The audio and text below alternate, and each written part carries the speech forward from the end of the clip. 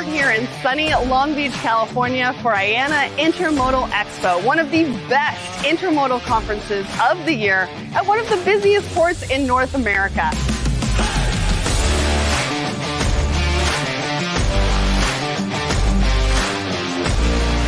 How's your experience been so far? The experience so far has been absolutely wonderful.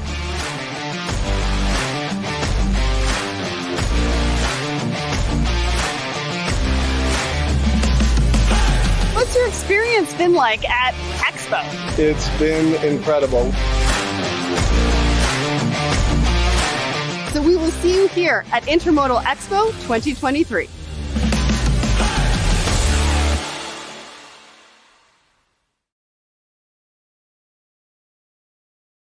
Hey, supply chainers, wherever you are in the world, this is Sarah Barnes-Humphrey with you today.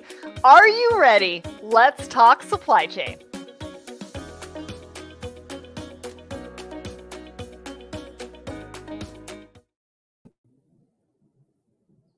Good morning, good afternoon, good evening, depending on where you are in the world. Thanks for tuning in to Thoughts and Coffee with the Let's Talk Supply Chain. My name is Audrey Ross. I'm hosting today for Sarah, who's off in sunny Miami.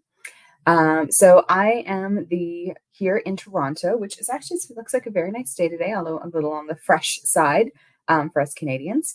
So I'm the Import and Export Compliance Manager at Orchard Custom Beauty, which is an award-winning private labeling company that specializes in beauty tools, bath accessories, and cosmetics.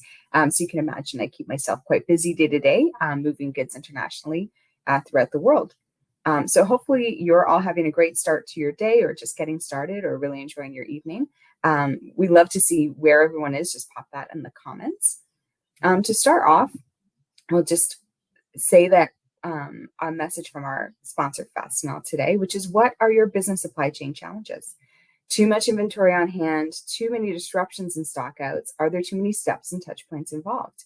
Fastenal can tailor a solution from automated bins that monitor your inventory 24/7 to vending devices that help you track and control the products that keep your business running. So go to fastenal.com/LTSC to see how. And Fastenal, where industry meets innovation. So it's great to have everyone tuning in and on board. We have a great guest today, Melissa Drew, who I've gotten to know a lot over the past year. She's joined Sarah and I on the Blended Pledge, which is our sort of micro grant program that offers, conference attendees and speakers for conferences opportunities to have more diverse voices on stage. So we might talk a little bit more about that when Melissa comes up today. But to kick off, hello from Calgary. Hello from Atlanta and Denver. Also from sunny Toronto. Hi, Larry. So we'll talk a little bit about what Let's Talk Supply Chain has been up to, which, as you know, is quite a few things. They keep themselves quite busy. So we have the episode of the week, which is episode 340. So this was a Thoughts and Coffee episode with Steve Ferreira. Steve Ferreira is from Ocean Audit.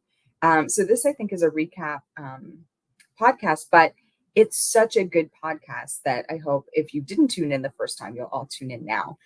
So Steve is, his claim to fame, as it were, is to help importers and exporters receive lost costs from container get-in period. And so even if it's, you're like me and you're a small shipper, it's only, you can save, he can help you find and save a pretty noticeable amount of money, which I think in this year of 2023, that's where we're at. Now, we've spent the last couple of years spending on containers, spending on inventory, and 2023 is sort of the year of like, what have I been spending my money on? And maybe we're going to stop doing that. So, hi, Rob. He's joining in from Tennessee. Oh, hello, Sophia from Spain. It's exciting to see everybody kind of tuning in here. So some of the upcoming events for Let's Talk Supply Chain include, you have Far Eyes doing a LinkedIn Live, which is top 5 ways to reduce your costs in delivery and returns. So that's, again, sort of more on the cost focus. We also have No Bullshipping with Hope White, which is coming up, I believe, May 26th. So this Friday, which I always hit the attend button for what she's up to, because I really like tuning into the episodes. It gives a different perspective on a transportation mode that I use, but I'm not, as familiar with. So Hope gives us all of the sort of ins and outs going on in trucking and transportation. I think next we have the Firmament Symposium, Supply Chain Symposium, May 22nd to 23rd in Miami. So I think that's actually where Sarah is right now.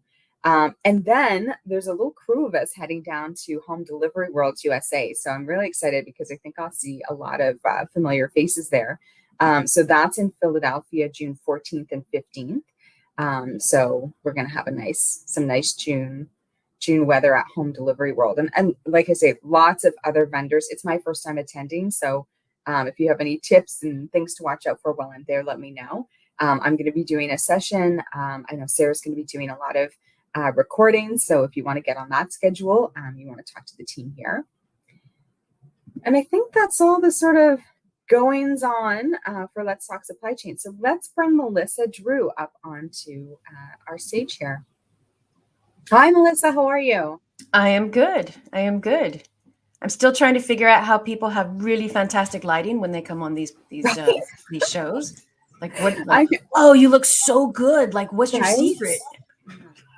Yeah, we're still working through that. I've got a lot of natural light going on. I don't know if it's working for me, but we're stuck here. So, so what's new in your world? What are you up to? What's keeping you busy? Oh gosh, writing a book on why transformation projects fail. I'm very close to submitting it to the publisher, but when that gets done, the second one is how AI and quantum technologies are impacting our procurement supply chain. So I already got book 2 in the works already. Books take a lot more effort than I thought. But otherwise, it's really on supply chain, working with chemical manufacturers that are just now thinking about transforming. They've got over 30 different sites. They're all siloed. Their purchase orders are still paper. There's just so much to tackle, but ultimately the underlying root cause to all of this was data. And so we've had to step back and really focus on, let's just get the master data right, because I can't do inventory optimization if I don't have the right data. We can't make really decisive and confident, decisions on how to prioritize your transformation without the data. So I'm finding that theme quite a lot lately. Oh, yeah, I think it's interesting. We all maybe think, and I've been going through a bit of a transformation as well. And you sort of think, you're like, this is a problem, this is a problem, this is a problem. You're like, those are the symptoms. And the problem is like that foundational piece of the data that's been entered. And I think a lot of us have had a bit of garbage in. So it's a real challenge when we're like, I want to do this faster. And you're like, okay, let's step back. Interesting. I love that you're writing. That's fantastic. It seems like such a process, but it's great to see. We've got a couple of friends in the industry who've gotten some books out, and it's so great to see, because it's really taking that experience and knowledge that you have and sort of distilling it for us and sharing it with us, so that we can be like, Melissa's so awesome. How do I do that? And it's like, oh, now I'm gonna have a bit of a chapter in that and that's how this whole started after 29 years. So I've been doing this since 1995. Okay. And I'm having the same conversations 20 years later, and I just got tired of it. So my thought was, well, crap, if I just write a book and just say, look, here, read the book first, and then let's talk about it, because then I don't have to repeat myself over. Exactly. That's how I started doing, like, at my work. Even when I was junior, I was like, we got to write this down, because I can't, I can't keep having the same conversation. I think it's an impatience maybe that I have. But yeah. Well, that's exciting. And so you and I know each other because we're on the Blended Pledge together. So how is that? But you've been on about almost a year, I think, now. So how's that been for you? It's good. It's a lot of work. Our organization is what we call nonprofit startup, which means you're literally starting it from scratch.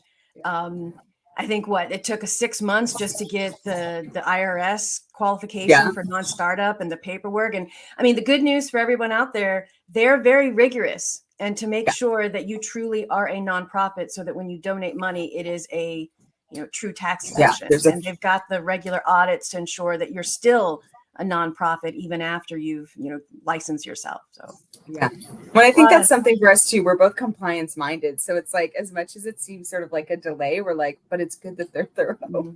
Yeah, like I can appreciate the level of detail that they're getting into here. It's good. But I think the plug here is just to remind everybody that you, myself, and Sarah, we all saw this huge need. Yes, we get women and other underrepresented minorities who are able to go and speak, but companies aren't funding them anymore. They keep reducing the budgets. They keep reducing travel budgets. So that's great that you want to go and upskill as a participant. And it's great that you got offered to speak and you can, lend your diverse voice. But the big challenge that we heard, 2.5 years ago was nobody could get there. Yeah. And so that was the concept of Blended, is giving out grants to support the financial expenses, airfare and hotel, so that you can go and upskill, so that you can go and lend your voice to the stage. Yeah. Yeah. And just have access to these opportunities that through your, your hard work, dedication, and skill, but through your brand, you're getting them. But yeah, you're sort of in that in between where you can't realize them. So I mean, I love being a part of it, Sarah, and I love being a part of it. So yeah. All right, let's get started. Yeah. Yeah. So we want to talk about, Let's Talk Supply Chain does a weekly poll. Mm-hmm. So we want to look at that first. So that poll is talking about, they do a poll every Wednesday. So if you did miss last week's, you can always join in tomorrow. There'll be a new poll. But it's, what's the most important factor you consider when choosing a vendor or supplier for your business? And they gave us 3 choices and then a comment below, right? A sort of fourth option. So reputation and reliability, environmental responsibility, price competitiveness, and then other. Mm-hmm. So what do you think what would be your top? You've probably had to hire and work through a lot of vendors and suppliers. I think I think that everybody, and the poll says 78%, the highest was reputation and reliability. Yeah. And I think everybody wants that to be the case and everybody strives for that. But there was a comment that I completely agree with, which is, this is what we all want and this is what we all strive for. But in reality, they're finding that when it comes time to do the award, suddenly they slip back into those old habits of being price competitive. Right. And my feedback here was, yeah, that sounds really good on the surface, but if you're not supporting it behind the scenes, how are you really going to support picking a supplier based on reputation and reliability? And price competitive is fine.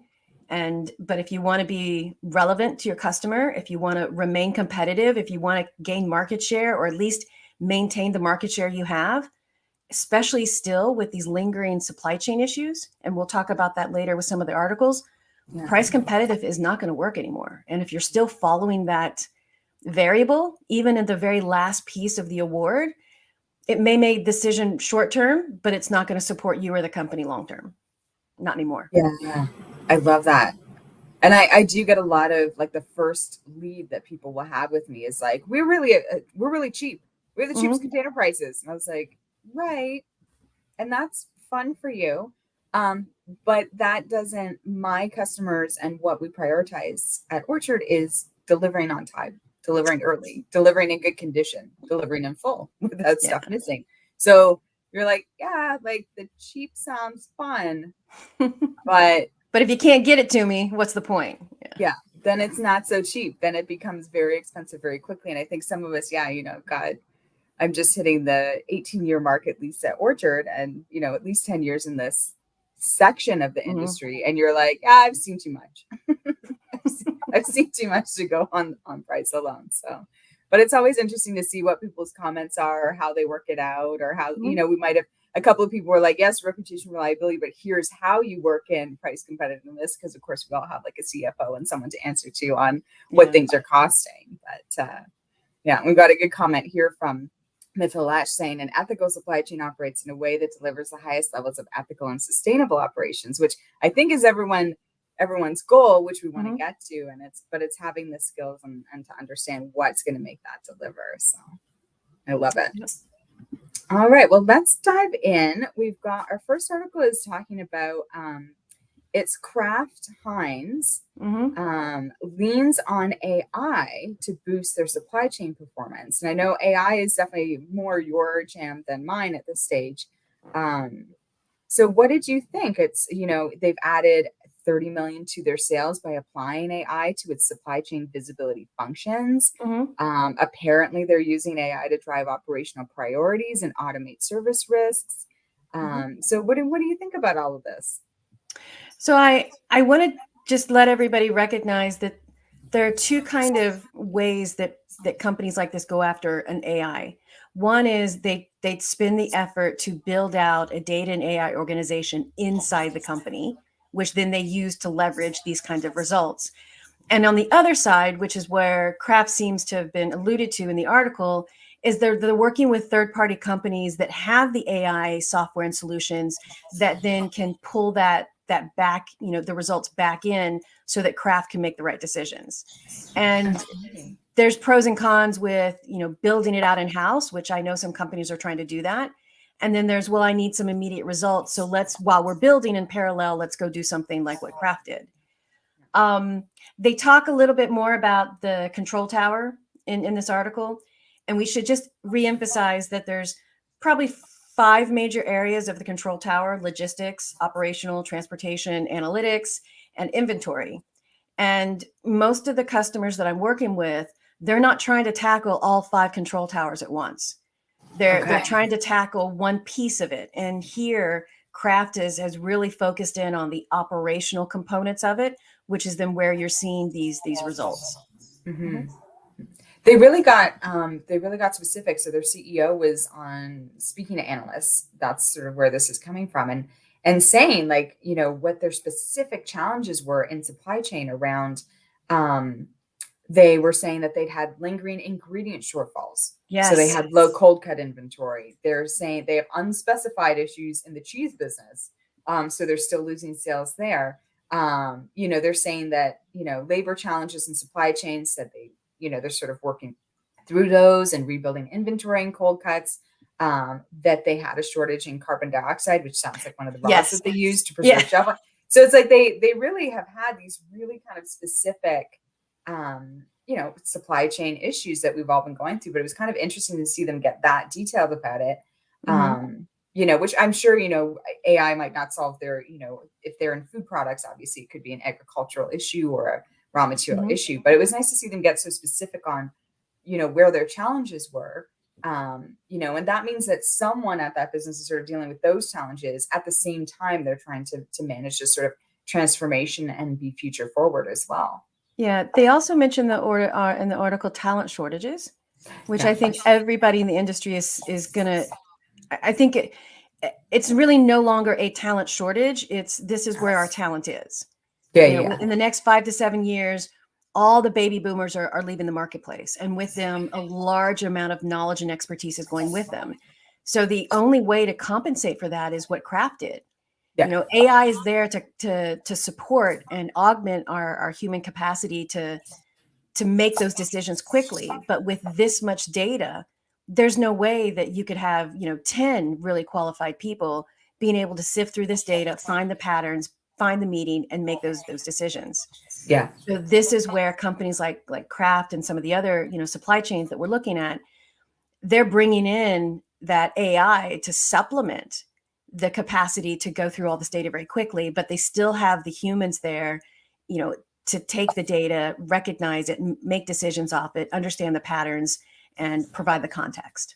Yeah, it sounds like they're really moving through it in the ideal way that we want to see. Lots of us are like, I don't need you to write the poetry. I need you to sort the data. Yeah. I'll make poetry of the data that you're giving to me. Yeah. I love it. Our next article is talking about, what did we have next? We had, which Nike? I have to be careful because I'll go on a rant with Shane. So Adidas, Nike, and Shane to disclose supply chain over alleged forced labor in China. So this article is through Marketing Interactive, but it's talking about how U.S. lawmakers are questioning some of the world's largest apparel companies for possible links to forced labor in China. We know that the U.S. administration has gone really in depth and hard on the sort of forced labor legislation that came out recently. I know Canada sort of followed suit as well, and we have our own sort of legislation trying to tackle this issue. But I don't think the average consumer really understands the depth of how our clothing is completely reliant on some very, very unethical, but very common practices in the industry.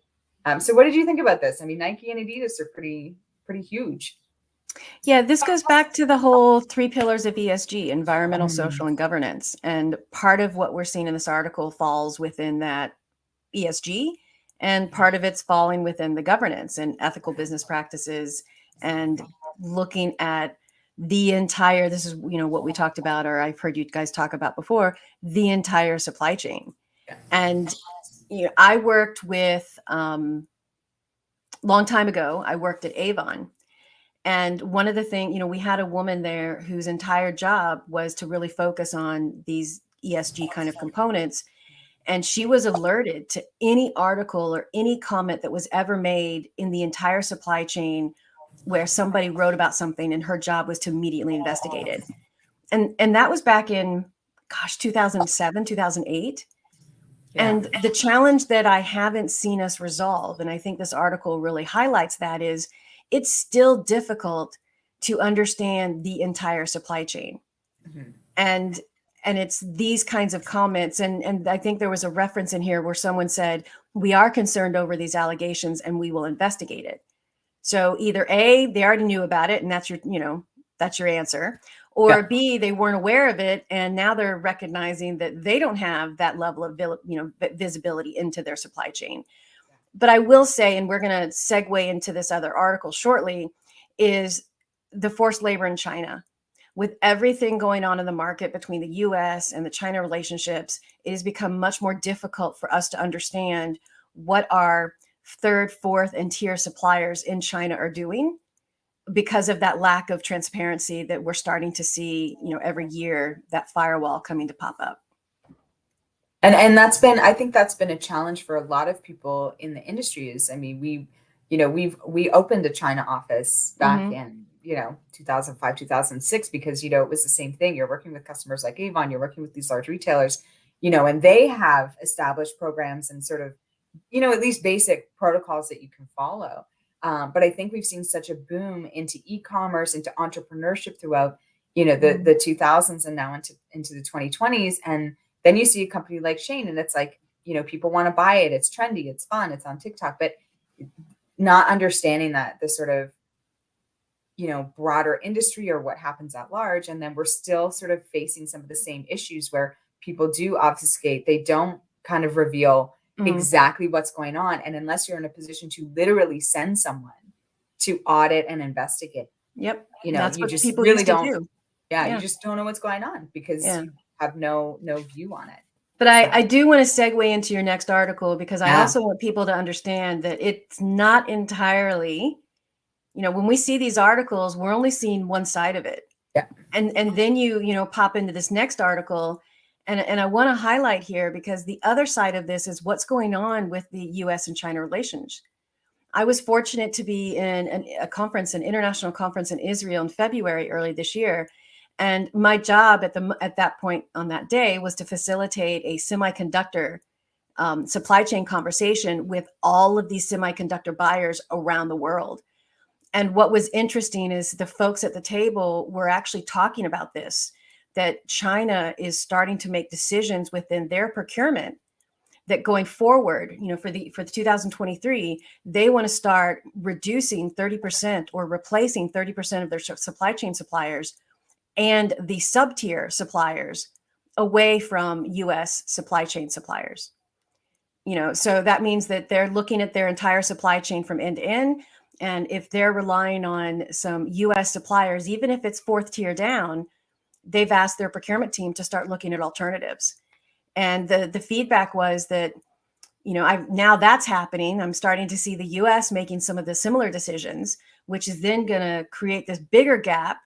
And suddenly you've got these comments that were in the last article and we're only seeing that one side. And I like that you brought up this article, because it highlights that there's more to the story, and you're only seeing one article. And if you didn't bring this one up, you wouldn't have seen the other side of it as well.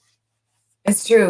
We do sort of, you're looking at news quickly. Sometimes you're just scrolling through LinkedIn, you see that headline, you're like, oh my gosh. And then maybe you dive into it, but maybe it's, a condensed article, or it doesn't really get into the full detail. So it's the kind of key is when we're looking at these relationships and we are seeing the world change. We are seeing these very significant geopolitical shifts, these policy shifts.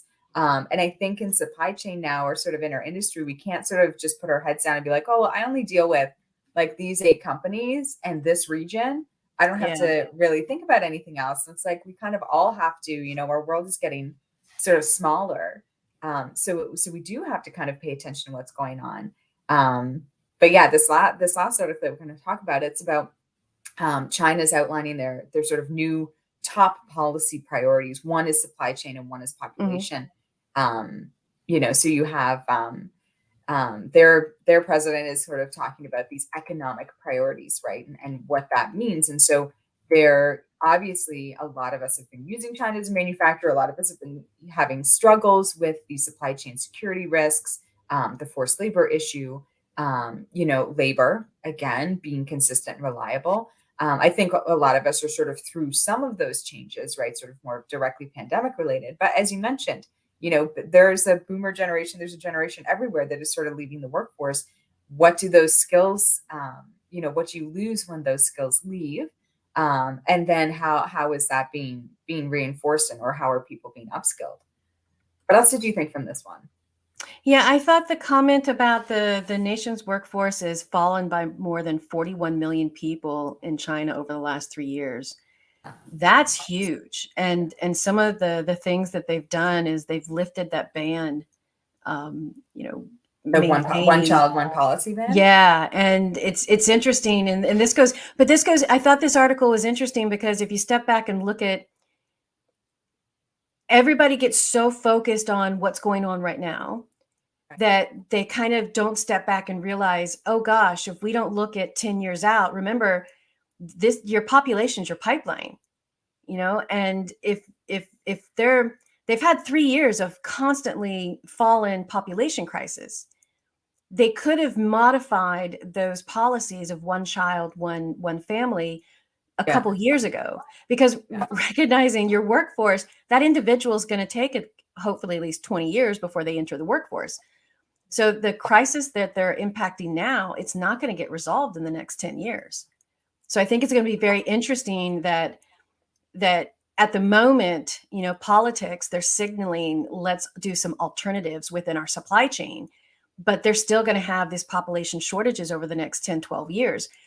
At some point, I think they might do a reverse in where they're operating their supply chain and looking at some people that they really didn't want to work with, but it's the only way that they're going to be able to support in their import and exports. Well, and that's an interesting shift that we've seen, I think, in economics, is like you used to sort of look at competitive advantage of what can I do well and how can I trade with someone who does this other thing well. Mm-hmm. And we've gotten into this sort of state right now of like, I'm going to do everything. And you're like, okay, well, have fun with that. I don't know how that's going to work, And I think, my daughter, spending my daughters and I had these conversations. It's weird. I'm having a conversation with my 13-year-old daughters about this.